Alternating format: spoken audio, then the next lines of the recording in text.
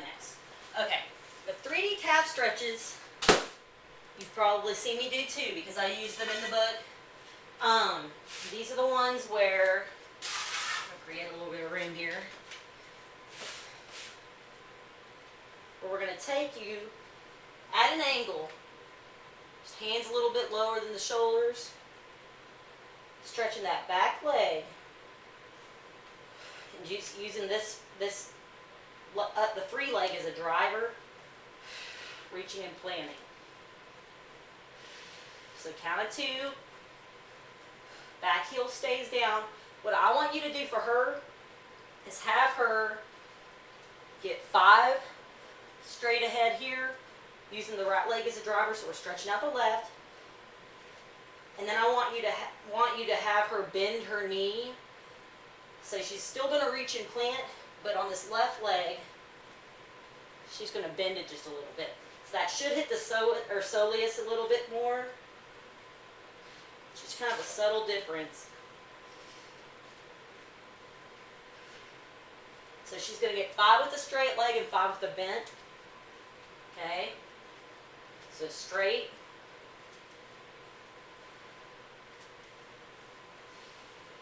Then you got bent. So you just kind of lunge into it a little bit more. Make sure she's breathing out. And emphasize on this one because a lot of times I'll show this to clients and I always want to tell them that you're not going to feel a big stretch when you do this. It's more that mobility work. We're getting in there in that ankle joint. And since this is sagittal plane, we're getting that ankle moving forward and backward. I also want to have her do the transverse plane 3D hip or 3D calf stretch, which is the one, again, I used it in my book. You're going to pick up, flex the knee and the hip, keep the ankle flexed as well, and all we're doing is going to be rotating.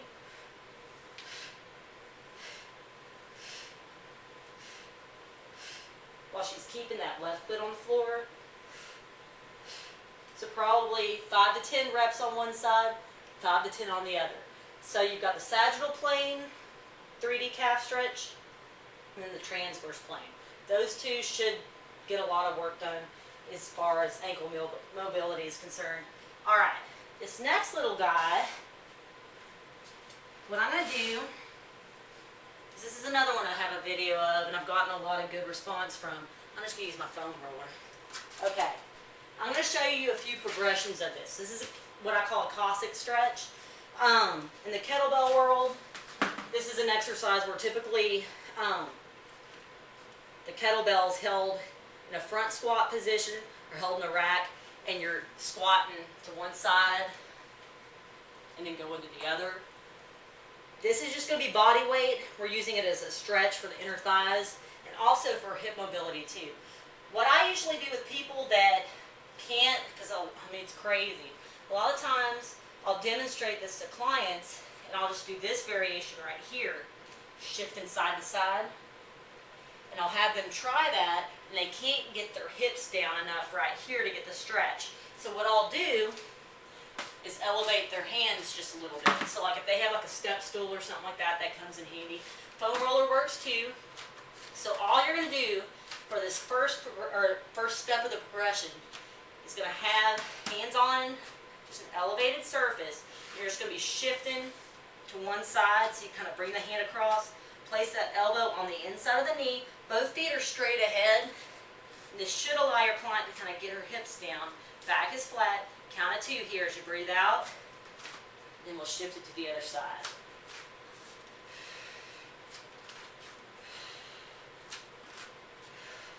Okay?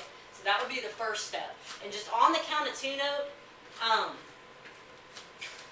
you might notice that a lot of the stuff that I do as far as mobility work and stretches are concerned, I use like a 2-second stretch.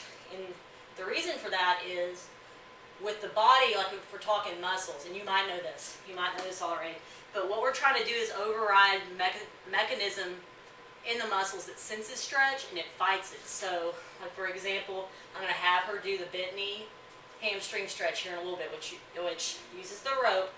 When you come up and stretch for a count of 2. It's just enough time where you're able to get a little bit of stretching in there before the body fights that stretch and fights it by tensing up. So it's kind of counterproductive at times to hold a static stretch. There's kind of a big debate about that in our industry, but I like the active stretching for that reason, because it just lets you get in there and get it done, and it also is very good for getting the body moving too, not just holding a stretch, 20 seconds or whatever, which has its place, but I'm more of a fan of the active stretching. So, okay, back to the Cossack progression. So, first step was just shifting side to side here. I'm going to show you the next step, which is going to be still using something that's elevating the upper body. But what you're going to do here is when you shift over, we're going to take the leg that becomes straight, we're going to take those toes up off the floor and try to bring them to the ceiling. You're still pushing on the inside of that knee.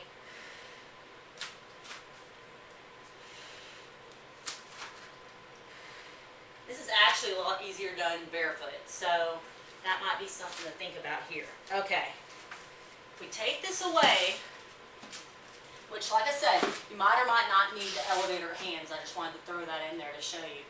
Okay, so we got about 3 feet of distance here. Hands are on the floor. First step is just shifting side to side, dropping those hips down. Okay. Second step that I want you to try is going to be pulling up the ankle, or pulling up the toes. So count of 2, sitting back on this heel. So this is a tricky step for most people, because when they go to sit down, this heel pops up off the floor. So just watch that. Keep her at this one. I mean, this might be enough for a long time. So 2 steps from the Cossack progression, working on stretching out those adductors. Let's see what's next. All right, we're going to get into some activation work.